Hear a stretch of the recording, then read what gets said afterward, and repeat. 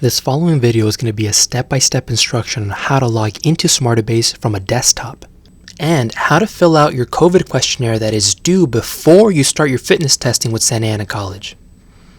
To begin, in the search bar, type in sac.smartabase, spelled SmartaBase.com/sacfit/pound-login. You should arrive at this site here.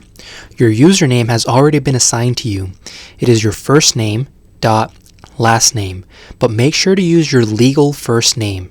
Nicknames and abbreviations will not work. Click Next. Now your password has also been assigned to you. Your password has to be a total of 8 characters long. Your password will be your first name followed by a numeric code. The first letter of your first name should be capitalized. If your first name is 5 or more letters, add a 1, 2, 3 at the end of it. If your first name is 4 letters long, add 1, 2, 3, 4 at the end of it.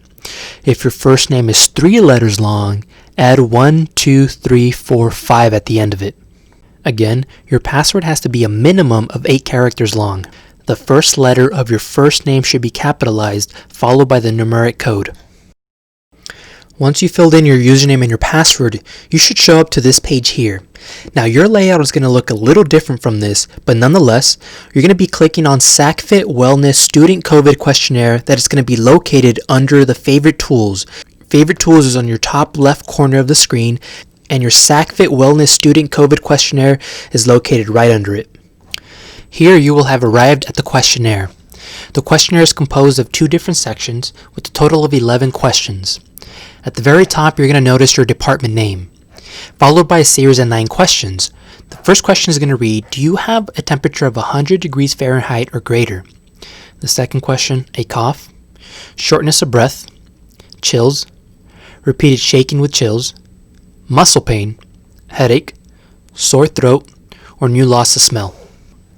If you answered no to all 9 questions, the instructions field would read, continue to COVID exposure questions below.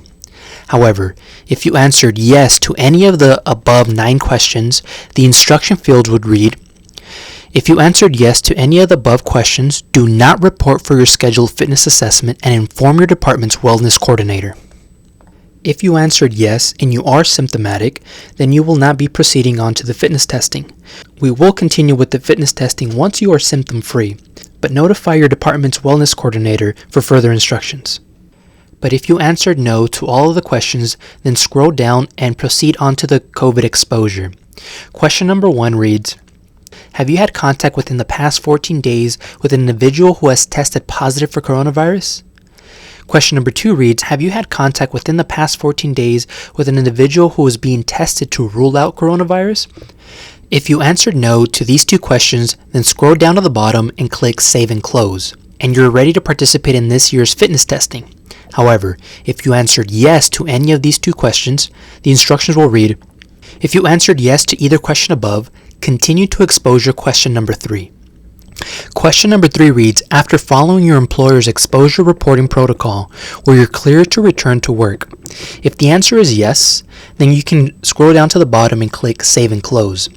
However, if the answer is no, the instruction will read, if you answered no to question number 3, do not report for the fitness assessment and inform your department's wellness coordinator. You can now scroll to the bottom and click Save and Close. To recap, if you are free from symptoms and have not had contact with anybody who has coronavirus or potentially has the virus, then you can report for this year's fitness assessment.